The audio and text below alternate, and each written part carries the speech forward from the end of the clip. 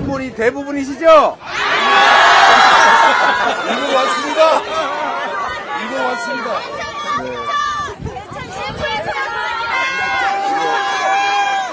제천 어림지가 원래 교과서에 나오는 데 아닙니까? 그렇죠? 제가 참 놀랬던 것이 이 제천 어림지에 빙어가 있다더라고요. 이 빙어가 왜 살죠? 누가 집어넣었나요?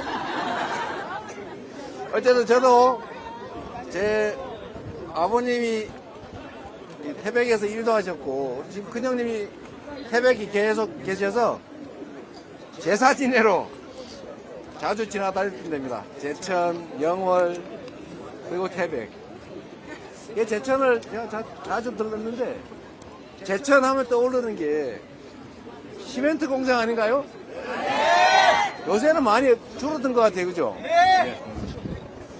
이제는 제천도 이런 우림지나 아니 이 정말로 천의 이 자연환경 잘 활용해서 행복하게 뭐 떼부자가 되지는 혹시 못 될지라도 행복하게 오손도손 희망 가지고 살 수 있는 그런 제천 만들어야 되겠죠? 저는 그렇게 생각합니다. 대한민국이 10대 경제 강국이라고 하는데 군사력으로는 5대 군사 강국이라고 해요. 근데 국민의 행복 지수는 30몇 위로 많이 떨어져 있습니다. 전체 국가 평가는 높은데 왜 개인들의 행복도는 낮을까? 왜 그럴까요? 제일 중요한 거는 불평등해서 그렇습니다. 너무 한쪽으로 몰려 있어요. 너무 많은 것을 한두 사람, 몇 사람이 가지고 있고 대부분의 사람은 그걸 쳐다보면서 상대적으로 소외감, 박탈감을 느끼죠. 지역도 그렇습니다. 저도 뭐 안동 살다가 성남 가서 지금 인천 가서 살고 있는데 다 수도권으로 모여가지고 수도권 아닌 다른 지역들은 정말 희망이 없어 보여요. 너무 수도권과 비수도권 격차가 큽니다. 그러니까 비교를 하니까 불행하게 느껴지는 거예요. 좀 더 공정한 나라, 누구도 억울하게 생각되지 않는 나라, 서로 존중하는, 그래서 함께 사는 그런 세상 이제 만들어야 되지 않겠습니까? 그리고 정말 그만 싸우면 좋겠어요. 저는 정치라고 하는 건 기본적으로 다툴 수밖에 없습니다. 왜냐하면 농민을 대표하는 사람 또는 수입업자를 대표하는 사람, 도시 기업을 하는 사람 다 이해관계가 틀리지 않습니까? 그래서 당연히 다투는데 그건 상대가 있다는 걸 전제를 하고, 그래 너는 농사 짓는 사람이지, 나는 도시에서 기업하는 사람이지, 그래 그 입장도 이래, 그러나 내 입장은 이래 라고 해서 조정해 나가야 되는 거고, 이 과정에서 갈등이 생길 수가 있어요. 그러나 너는 죽어, 나만 살래, 이렇게 되면 안 되지 않습니까? 그래서 서로 존재를 인정하는 기반 위에서 토론도 하고 상대를 절멸시키려고 하면 안 됩니다. 죽여 없애버리겠다, 나 혼자만 살겠다, 그러면 안 되겠죠? 그런데 그런 짓을 하는 집단이 있어요. 그런 생각하는 집단이 있어요. 세상에 우리가 세금 내고 우리가 대한민국 민주공화국의 주권자로서 우리가 가진 주권을 위임해서 맡겨놨더니 그 권력과 우리가 맡긴 총칼로 세상에 국민을 죽여버리겠다, 우리가 나라를 완전히 독차지하겠다, 이런 생각을 어떻게 할 수가 있습니까? 이 내란 사태는 그 사람들이 욕심을 부리고 지금 당장 혼란이 생겨서 문제가 아니라 모두가 함께 살아가는 민주공화국이라고 하는 거, 민주주의라고 하는 거, 국민이 나라의 주인이라고 하는 사실을 100% 완벽하게 부정하는 행위입니다. 절대로 용서해서는 안 됩니다. 그렇죠?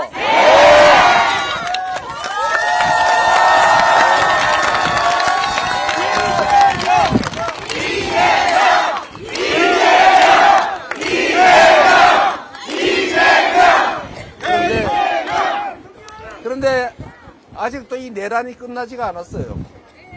곳곳에 내란 주체 세력들, 동조 세력들, 부와 내동자들이 여전히 얼굴을 숨기고 권력을 행사하고 있습니다.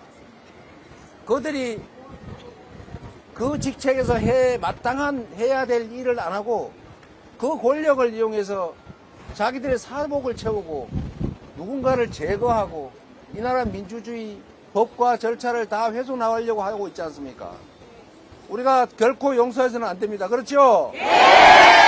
그리고 반드시 이 비정상, 이 혼란을 이겨내고 국민이 나라의 주인으로 존중받는, 그래서 국가의 모든 권력과 국가의 모든 역량이 오로지 국민들을 위해서만 쓰여지는 그런 정상적인 나라, 진정한 민주주의, 민주공화국 우리 손으로 꼭 만들어야죠. 자신 있죠? 여러분만이 할 수 있습니다. 우리 같은 사람, 명주 의원, 우리 이광희 의원, 전원표 위원장, 이런 분이, 이런 사람들은 국민이 쓰는 도구예요. 이 사람들이, 우리 같은 사람들이 지배자, 통치자가 아닙니다. 여러분이 뽑아서 여러분의 삶에 유익하자고 뽑아놓은 대리인, 일꾼, 도구란 말입니다. 이 도구들이 감히 주인에게 달려들잖아요. 감히 주인을 공격하지 않습니까? 절대로 용서해서는 안 되겠죠? 지금 하신 말씀을 꼭 지켜주십시오. 당연히 지키도록 할 겁니다.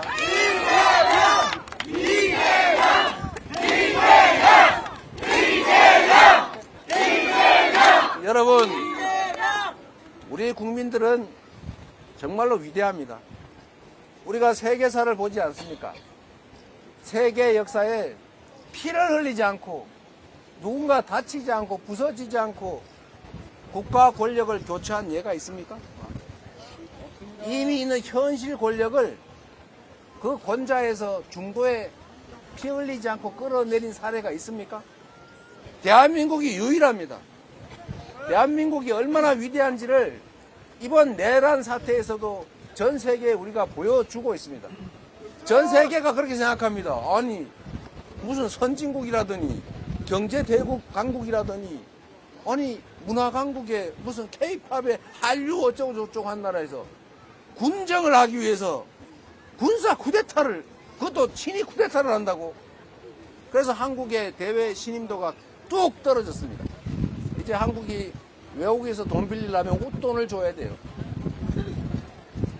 그런데 여러분, 또 한 가지 더 중요한 사실이 있습니다. 그런데 세상에 대한민국이라는 나라가, 그 대한민국의 그 국민이라는 사람들이 퇴근 후에 밤에 모여가지고 응원봉을 들고 그 사람들을 권좌에서 끌어내렸습니다. 내란을 총칼 없이 막아냈습니다. 세계에 없는 정말로 역사적인 일인 것입니다. 이게 무려 두 번째입니다, 여러분. 대단하지 않습니까?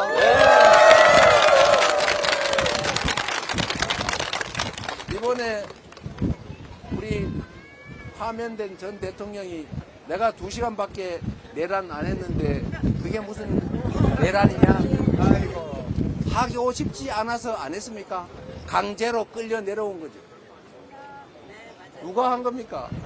12월 4일 밤에 민주주의를 지켜내자고 편의점 나왔다가 그냥 쓰리빠 신고 국회로 달려온 사람들, 나 연락 안 되면 죽은 줄 알아라. 그렇게 유서 비슷한 거 써놓고 또는 그런 얘기 해놓고 여의도로 달려온 그 수많은 국민들이 장갑차를 맨몸으로 막았지 않습니까? 그리고 현장에 파견된 대원군들이 말을 안 들었잖아요. 안 시킨 게 아니라 시켰는데 거부했지 않습니까? 이 대한민국 시민들의, 국민들의 이 높은 민도가 대한민국을 수렁에서 건진 것입니다. 바로 여러분 스스로가 해낸 것입니다. 위대한 국민들이 진정한 혁명을 해낸 것 아니겠습니까?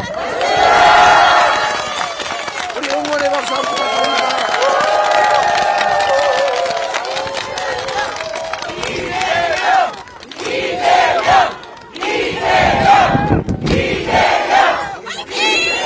그리고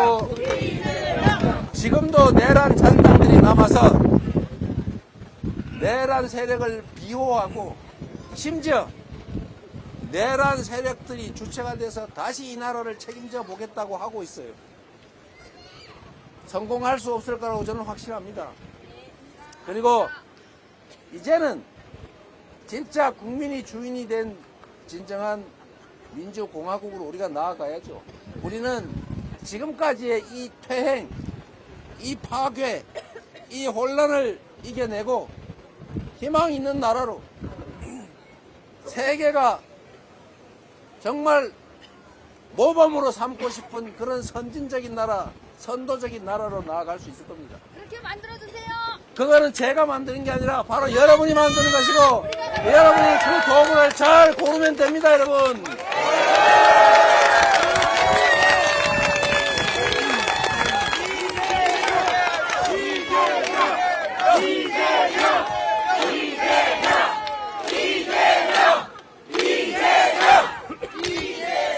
여러분 날씨가 너무 좋죠? 이 나라의 미래도 이렇게 맑을 것입니다.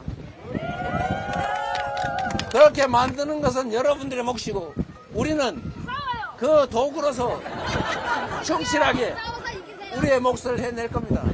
그 도구를 고르는 것은 바로 여러분의 몫이다. 믿으세요. 여러분이 여러분의 노후, 여러분 자녀들의 인생, 이 나라의 미래를 위해서 주인으로서 눈 더 부릅뜨고 서로 손 꼭 잡고 주인으로서의 책임과 역할을 확실하게 다해 주시기 바랍니다.